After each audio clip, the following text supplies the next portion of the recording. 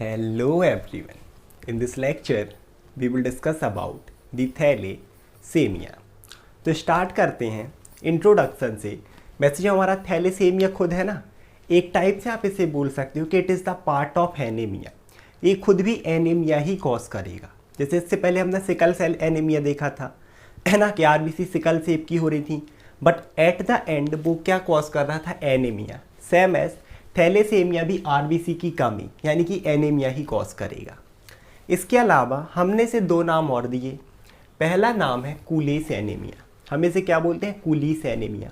क्यों? एनीमिया तो मैंने बता ही दिया कि ये क्या करेगा, आरबीसी के काउंट में डिक्रीज करेगा, आरबीसी का डिस्ट्रक्शन होगा। जैसे इनके सिकल सेल एनीमिया हुआ था ड्यू टू डिफेक्टिव हीमोग्लोबिन, इसमें भी कुछ ऐसा ही होगा। कूलीस क्यों बोल रहे हैं? रीज़न ये है कि इस डिसीज़ को, इस डिसऑर्डर को जिसने सबसे पहले आइडेंटिफाई किया था वो थे डॉक्टर कूलीस। और कब किया था उन्होंने? सन 1925 में। तब से इसे क्या नाम दे दिया गया? कूलीस एनीमिया। वैसे स्पेशली बीटा थैलेसेमिया को बोलते हैं कूलीस एनीमिया, है ना, जनरली, लेकिन आप बोल सकते कि हाँ, हम इसे बोलते हैं कूलीस एनीमिया। इसे आगे और अच्छे से देखेंगे ना, जब इसके टाइप देखेंगे अल्फा और बीटा थैलेसेमिया। इसके अलावा दूसरा नाम जो इसे दिया गया that is Mediterranean anaemia. Mediterranean anaemia क्यों बोलते हैं इसे? मेडिटेरेनियन एनीमिया बोलने का ये रीज़न है कि ये देखा गया है, ये है पर्टिकुलरली कि जो मेडिटेरेनियन सी है ना, उसके आसपास की जो कंट्री हैं, जो एरिया है, वहाँ की जो पॉपुलेशन है उस समुंदर के किनारे, मेडिटेरेनियन समुंदर के किनारे, उन लोगों में इसके बहुत ज़्यादा केसेस हैं। मतलब वहाँ ये जो डिसऑर्डर है ना, बहुत एक ज़्यादा अमाउंट में लोगों को अफेक्ट करता है, अफेक्ट कर रहा है। दैट इज़ द रीज़न कि हमने इसे एक और नाम दे दिया मेडिटेरेनियन एनीमिया। इसके बाद आगे देखें तो an autosomal recessive inherited blood disorder. Same as हमारा वो इससे पहले हमने देखा था ना सिकल सेल एनीमिया। ऑटोसोमल का क्या मतलब हुआ कि हमारी बॉडी में दो टाइप के क्रोमोसोम, हमने देखा था ना 23 पेयर्स होते हैं टोटल। अगर हम देखें तो कितने होंगे? 23 पेयर्स। इसमें से जो 22 पेयर होते हैं वो होते हैं हमारे ऑटोसोम, और 1 जो पेयर होता है दैट इज सेक्स क्रोमोसोम, जो कि XX या XY हो सकता है। तो ये डिसऑर्डर किसका होगा? ऑटोसोम का, इसीलिए हम ऑटोसोमल बोल रहे हैं। इनहेरिटेड क्यों? क्योंकि ये भी एक पीढ़ी से दूसरी पीढ़ी में ही ट्रांसमिट होता है, खुद प्रोड्यूस नहीं होता। अगर आपके पेरेंट्स में है तो आपके पेरेंट्स से आप में आ सकता है, फिर आपसे आपके जो चिल्ड्रंस होंगे उनमें ट्रांसमिट हो सकता है, इसीलिए से बोला हमने इनहेरिटेड। रेसेसिव क्यों बोल? ब्लड तो समझ में आ ही गया, ब्लड का डिसऑर्डर है, आरबीसी अफेक्ट हो रही हैं। रेसेसिव का क्या मतलब है? मैंने पहले ही बताया था कि आपकी बॉडी में तभी डेवलप हो सकता है जब दो डिफेक्टिव कॉपी आपकी बॉडी में आए। किससे? एक डिफेक्टिव कॉपी आनी चाहिए आपकी मदर से और एक डिफेक्टिव कॉपी आनी चाहिए आपके फादर से, तभी ये डिसऑर्डर और इसके सिम्टम्स आप में डेवलप होंगे। अगर किसी एक से बस इसकी एक कॉपी आती है डिफेक्टिव वाली, थैलेसेमिया वाली, और एक से नॉर्मल आती है, तभी आप में डेवलप नहीं होगा। आप कैरियर तो रहोगे इसके, क्या आगे ट्रांसमिट कर सकते हो, बट इसके सिम्टम्स नहीं दिखेंगे।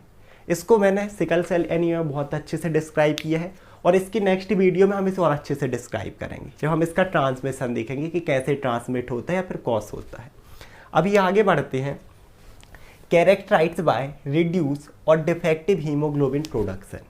अब इस डिसऑर्डर में क्या होता है कि जैसे हमने देखा था सिकल सेल एनीमिया में कि वहाँ पर क्या हो रहा था, हीमोग्लोबिन की जो चेन थी ना, अल्फा 2 बीटा 2, बीटा वाली में डिफेक्ट आ रहा था जिससे डिफेक्टिव हीमोग्लोबिन बन रही थी, आरबीसी डिस्ट्रॉय।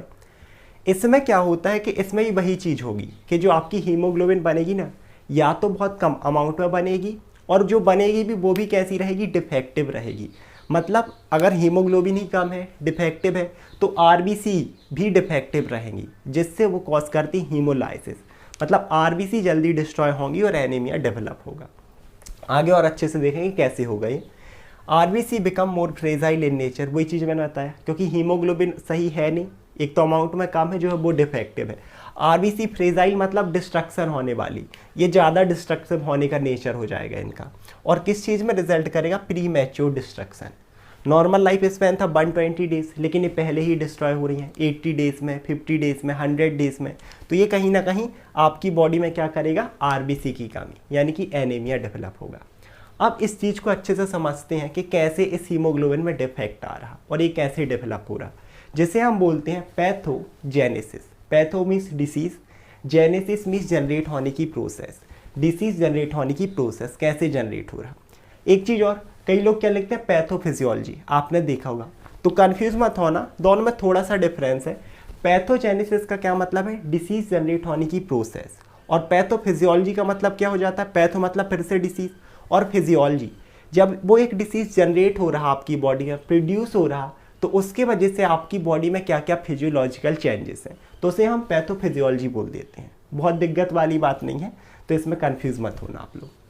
अब देखो, जैसे मैंने बताया कि जो थैलेसीमिया रहेगा ना, दो टाइप में हम क्लासीफाइड करते हैं मेनली।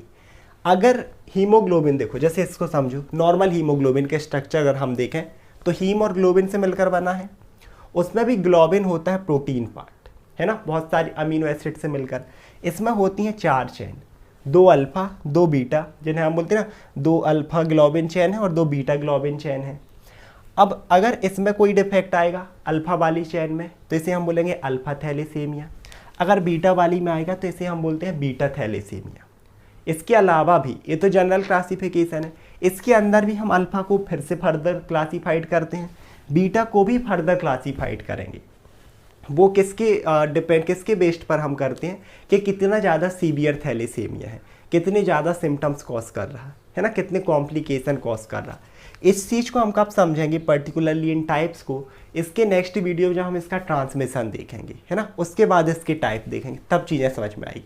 अभी सिर्फ इतना समझो कि अल्फा थैलेसीमिया, अगर अल्फा में डिफेक्ट, बीटा में डिफेक्ट, तो क्या कॉज होगा, बीटा थैलेसीमिया। अब नॉर्मल कंडीशन में हमें एक चीज़ पता है कि ये जो बीटा है ना, हमने देखा था सिकल सेल एनीमिया में भी, जिसने वो वीडियो देखा बहुत अच्छी बात है, नहीं देखे तो यहाँ पर समझो। ये जो बीटा की जो चेन है ना, अल्फा वाली ये जो ग्लोबिन चेन है, इन्हें जो जीन कंट्रोल करते हैं वो रहते हैं HbA1 और HbA2, जो कि इसको इंस्ट्रक्शन देते हैं कि किस तरीके से अमीनो एसिड अरेंज होंगे और किस तरीके से अल्फा ये जो चेन है ना, इनका फॉर्मेशन करना है। और ये जीन किस क्रोमोसोम में लोकेटेड होते हैं, they are located on the chromosome number 16, ठीक है। और इनका नंबर होता है 4, टोटल नंबर कितना होता है 4, है ना, जो कि किस चीज़ के लिए रिस्पॉन्सिबल है, ग्लोबिन चेन बनाने के लिए। अब आप लोगों के मन में एक डाउट हो रहा होगा कि भैया आपने बोला कि 4 यहाँ पर जो जीन रहेंगे वो रिस्पॉन्सिबल हैं, दिख तो सिर्फ 2 रहे हैं। तो भाई सिंपल सी बात है, क्रोमोसोम पेयर में होते हैं, जैसे यह HbA1 ऐसा ही एक और होगा HbA1, और जैसे यह HbA2 सेम एस एक और होगा HbA2। तो ये चारों जीन मिलकर क्या बनवाते हैं, अल्फा चेन।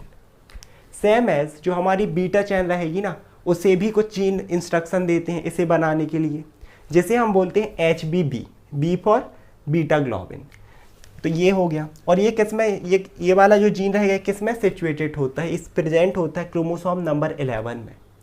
तो अगर ये किस चीज़ के लिए इंस्ट्रक्शन देगा, अब यहाँ पर देखना, ये जो HbB है ना, यहाँ पर होते हैं 2 जीन, जो कि 2 जीन किस चीज़ को कंट्रोल करेंगे, बीटा ग्लोबिन के फॉर्मेशन को। अब फिर से डाउट कि भैया देख तो एक रहा 2 क्यों लिखी, क्योंकि जो क्रोमोसोम 11 है वो भी पेयर में होंगे ना। तो एक ये है HbB, ऐसा ही एक और जीन होगा HbB, वो कंट्रोल करते हैं इसको, बीटा ग्लोबिन की चेन को, कि कैसे प्रोटीन को अरेंज करना है। अब नॉर्मल कंडीशन में अगर इनमें कोई भी डिफेक्ट नहीं है तो जो हीमोग्लोबिन बनेगा वो नॉर्मल बनेगा, RBC भी नॉर्मल बनेगी, और उनका लाइफ स्पैन अच्छा होगा 120 डेज। क्यों, लेकिन अगर इनमें कोई भी डिफेक्ट आ गया, अगर इन क्रोमोसोम में कोई म्यूटेशन आ गया, म्यूटेशन मतलब मैंने चेंज बताया था ना कि कोई हस्तक्षेप हो गया, अगर, तो इनमें भी सिंपल सी बात है, अगर क्रोमोसोम में आया है तो किस में म्यूटेशन आएगा, जीन में। अगर इन जीन में म्यूटेशन आ गया तो सिंपल सी बात है, अगर इनकी फंक्शनिंग बिगड़ी तो जो ग्लोबिन चेन बनेगी वो भी डिफेक्टिव बनेगी, यहाँ पर भी जो बीटा ग्लोबिन चेन बनेगी वो भी डिफेक्टिव बनेगी। तो इस चीज़ को हम समझते हैं, दोनों को एक साथ देखेंगे, है ना। सबसे पहले ये अल्फा थैलेसीमिया वाले के लिए है, ये बीटा थैलेसीमिया के लिए है। तो सबसे पहले क्या हुआ, point mutation on chromosome number 16, क्योंकि देखो अल्फा को 16 में थे जीन। अब पॉइंट म्यूटेशन मतलब चेंज, मैंने बताया है ना कि क्रोमोसोम में चेंज।